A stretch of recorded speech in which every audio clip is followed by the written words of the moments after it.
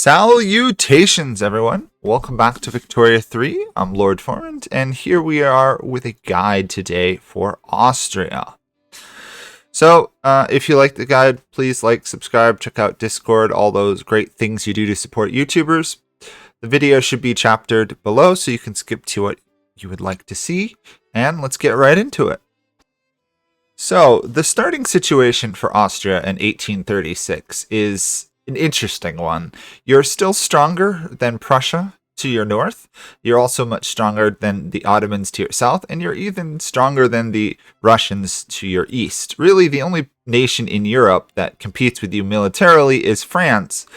Now, that's not to say Prussia can't beat you at the beginning, but we'll talk about how to solve that problem. Austria itself is dealing with a slight internal issue of the Hungarian populace is unhappy that they're being discriminated against within Austria, and you have a journal entry to solve this, which will result in other events. The dual monarchy in particular will rename your country Austria-Hungary at some point. So Austria at the beginning only has two subjects here. Only has one subject right now. That is Krakow up here. The rump state of Poland, which is a very interesting campaign to try and do on its own, but we're not talking about Poland. Austria controls some land in northern Italy, as well as Bohemia, modern-day Czechia, and some land up into Galicia, modern-day Poland and Ukraine areas. You also control south to the Mediterranean Sea, the Adriatic, and you've been fighting with the Ottomans and Prussians for quite a while. You only have one real rival at the start, and that is Prussia. Don't try and be nice with them, because you're both in a diplomatic Cold War over the control of the remainder of the German state, which currently Prussia's ahead at, but it's pretty easy to dethrone them. France over here tends to be reasonably friendly to you, and Russia usually works out to be friends with you.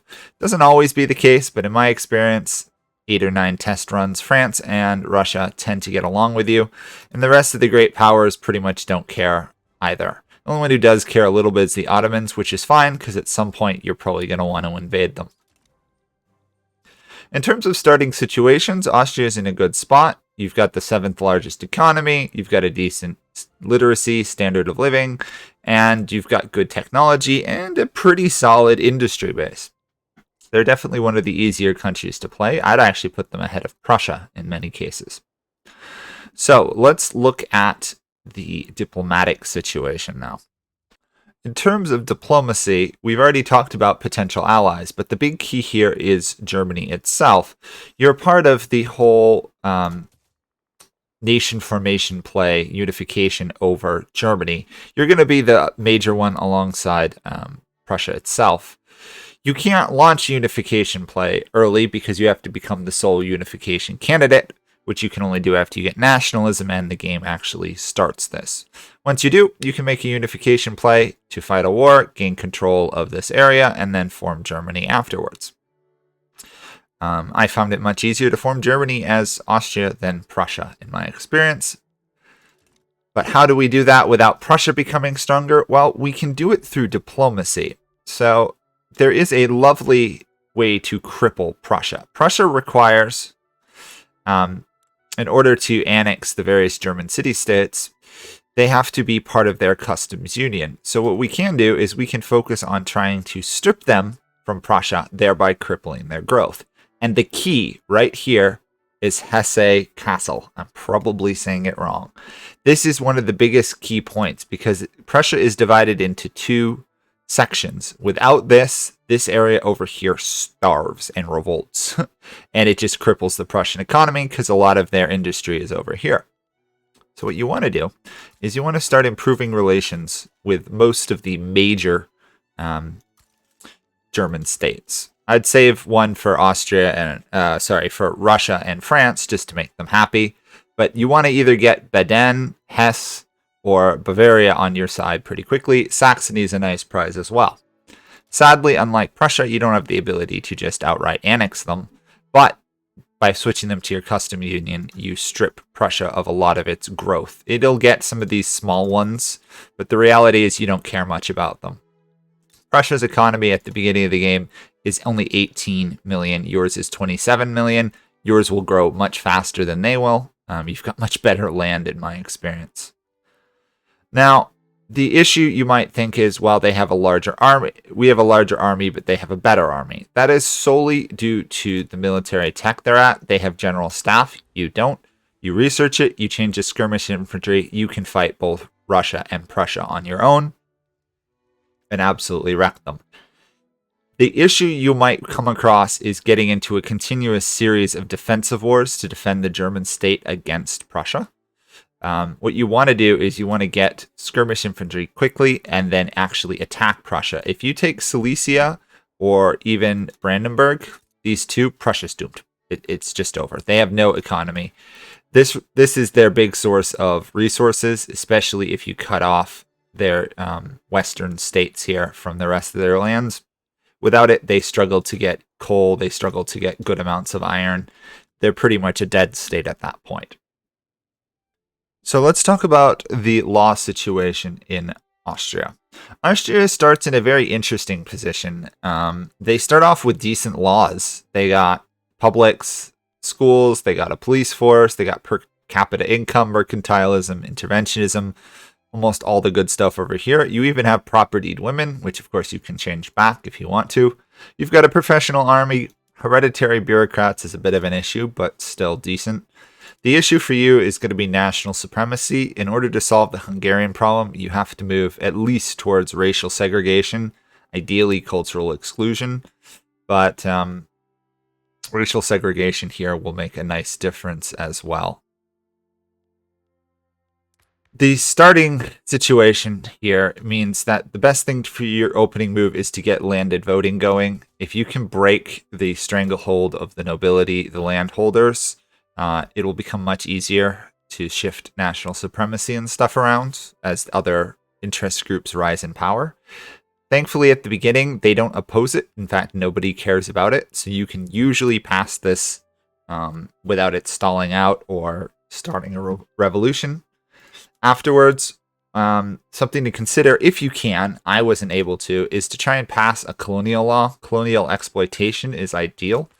The reason is Austria was not known as a colonizing power, but right now, how crippling it is not to have rubber means that getting to South Cameroon and just even getting a handful of states here for the rubber plantations will make a world of difference for you.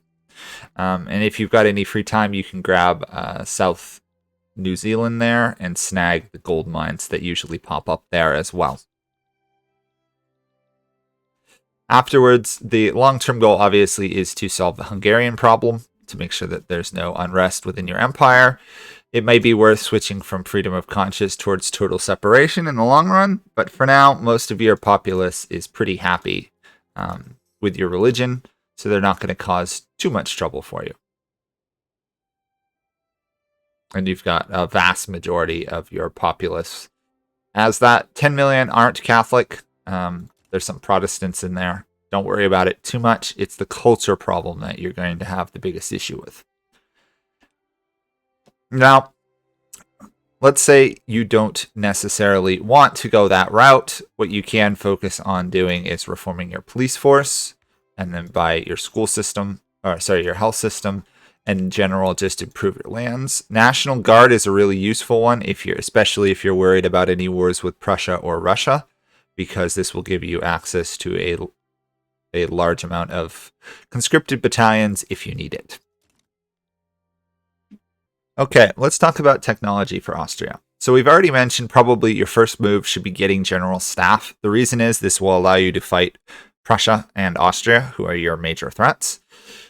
It's pretty easy to research, 30 months. You'll get it quickly. It will significantly boost your armed forces. Be aware you'll probably have to do an import route to solve the issue of needing ammunition, but obviously you can build that up on your own afterwards in the long run.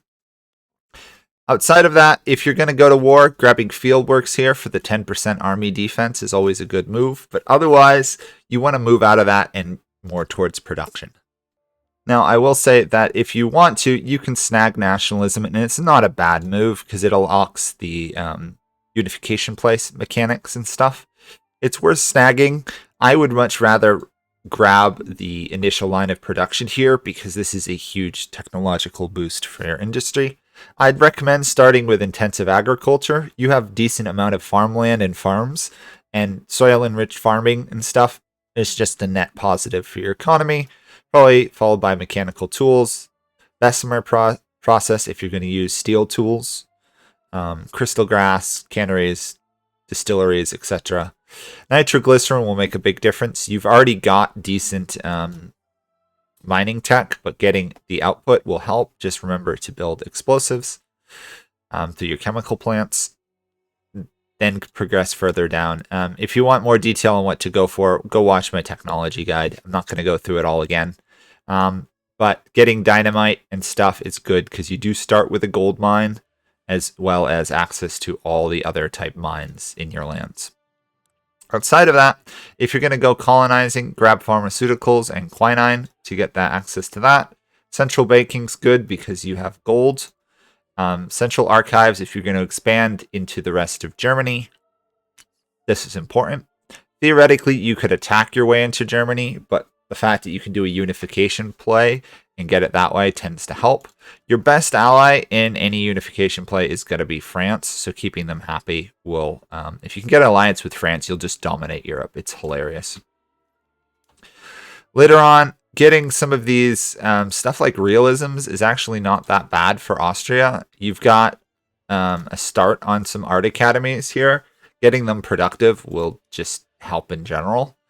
But more importantly, keeping your prestige nice and high will help. The last thing you want to do is, especially as the US rises and Prussia rises, is to slip out of great power status. It's not particularly easy to lose it if you're fighting Prussia, but if you fall behind, it can be a problem.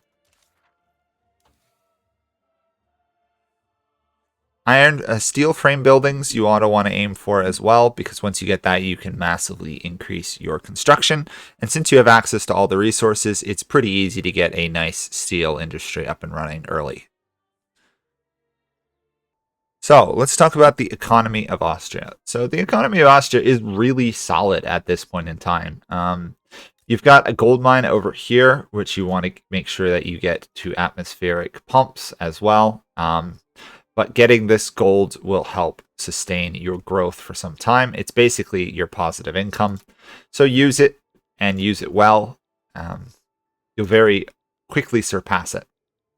Outside of it, you don't have a ton of natural modifiers. You have, obviously, the Danube in some of your provinces, which helps quite a bit on your infrastructure. You have, of course, some penalties over here for the Alps, but considering you're not going to be worried about it, and you've got the Po in Italy.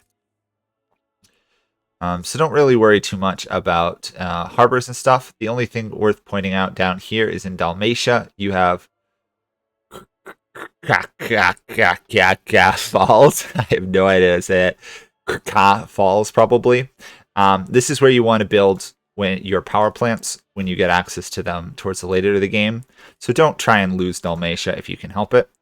Don't worry about the agriculture output here. Just get it started so that you don't lose all your populace. So definitely throw down a livestock ranch and stuff down there so you have the populace to run your power plants when the time comes.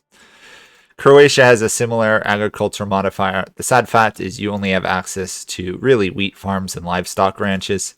There's not much else for agriculture in your lands. So how to start out? Well, you've got to first off fix your production techniques. There's really none of these that you don't want to go upgrade. You can afford all the upgrades. They're all going to be beneficial. Don't obviously forget automated construction. The only ones you might be a little bit wary of here is swapping immediately to gas streetlights.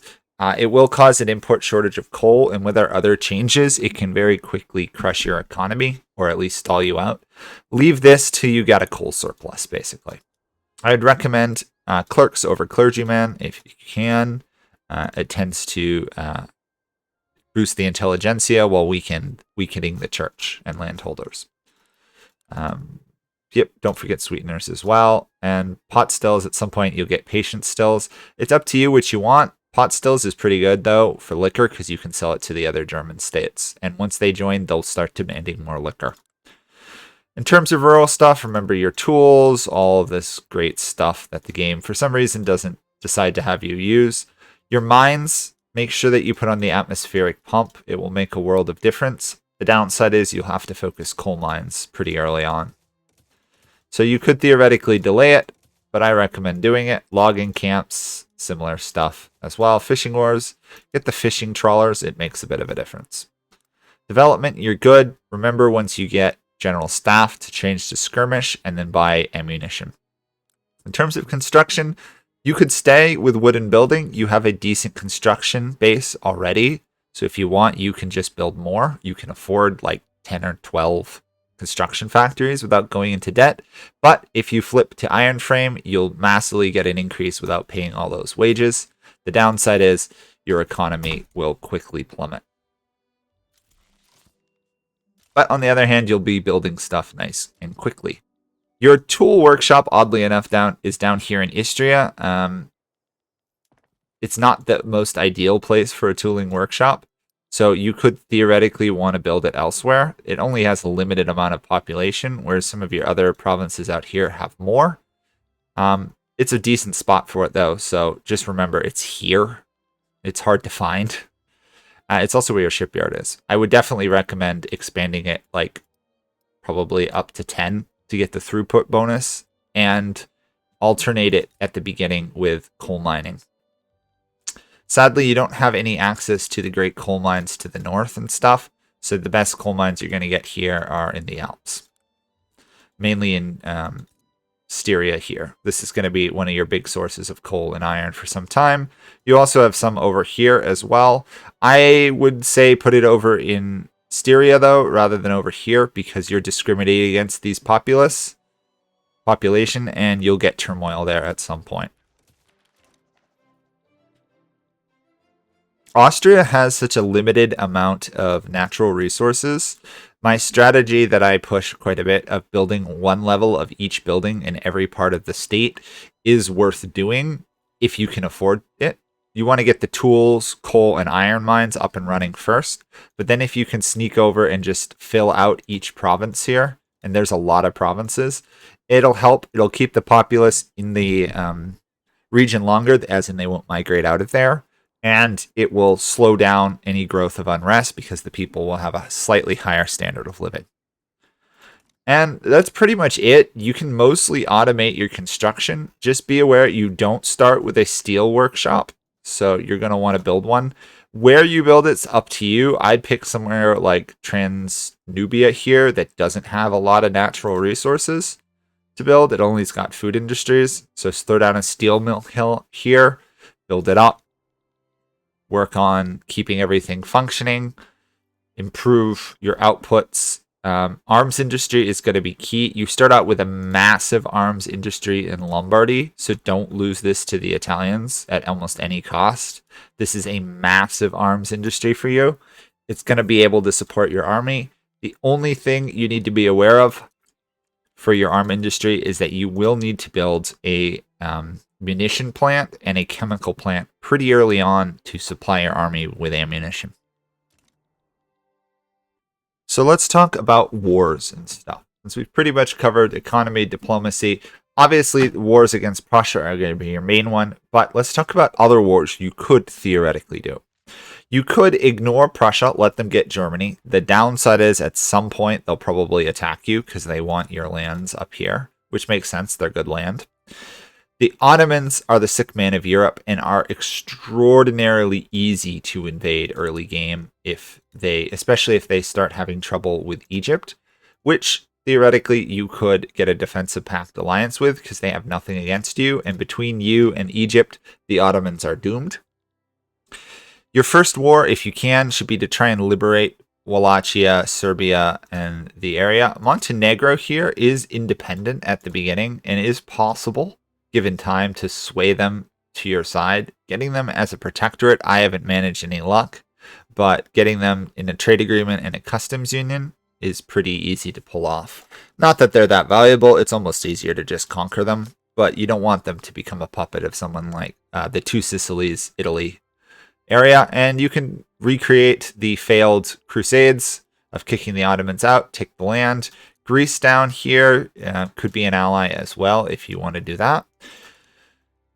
The reality, though, is you're meant to fight Prussia. France is out of the way. Italy is also an invadable area. These states fall quickly. They're just all likely to band together under Two Sicilies given time and form Italy. And that Italy will have about the equivalent military you have at the start of the game, making it a bit of a thorn in your side if you're not careful. A way to cripple them early on, if you want to, is to try and take out the Pope. Actually invade the papal state or force them into being a subject of you.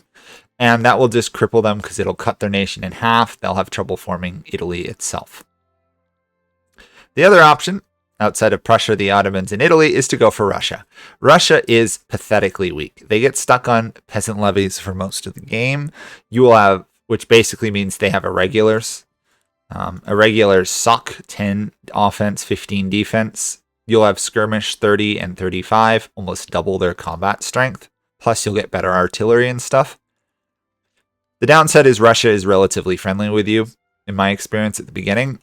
But if you want, you could easily invade and kick them out of Ukraine, Poland, in that area, and just take over their lands. The downside is they're a different culture with you, so until you solve the Hungarian problem, getting national supremacy more towards cultural exclusion or multiculturalism, taking their lands is not necessarily the most beneficial thing. The German-Prussian area is going to be far more valuable because you're Southern German, they're Northern and Southern German as well. The reality is your line here is where you're going to be doing most of the fighting, but don't neglect small fronts that can open up through here with some of the German states. And if Russia gets involved, they will pretty much bottleneck here in East Galicia. If you're worried about Russia, just put your troops on defending the front here, or even just let the garrison hold out. They can stop Russia in their tracks. Russia has real problems on offense. And that's kind of it. You've got one of the strongest armies in Europe at the beginning. You're almost tied with France. You'll quickly catch up to France. You've got the GDP to support it.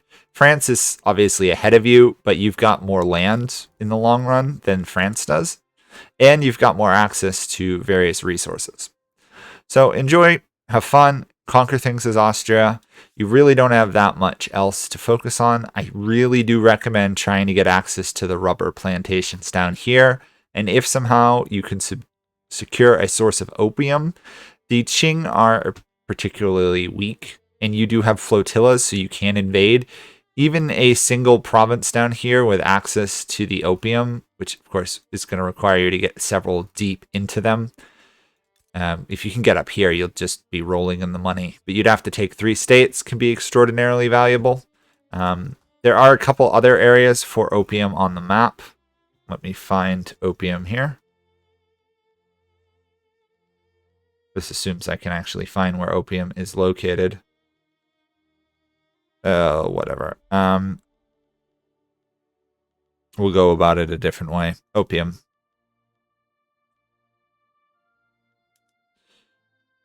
Oh, bother. That's not working, is it?